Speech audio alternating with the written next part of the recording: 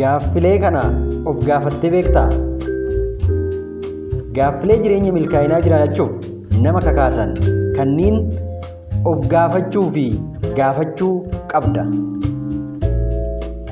Ani eenyu? Maaliifan uumame? Ergamni koo maali? Karoorri koo maali? Mul'anni koo maali? Kaayyoon koo maali? Eessaan dhufe? Eessan jira? Eessan deemaa jira? Har'a maalin hojjedhe?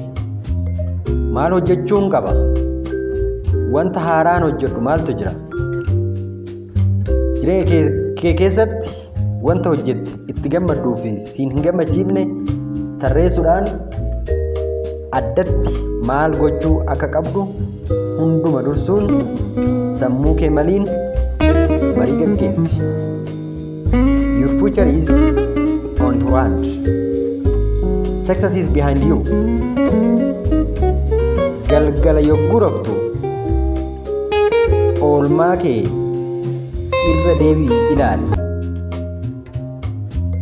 Ittaan sun waan boru hojjettu, waan boru gochuu qabdu galgala kaayii buli, itti yaadii buli.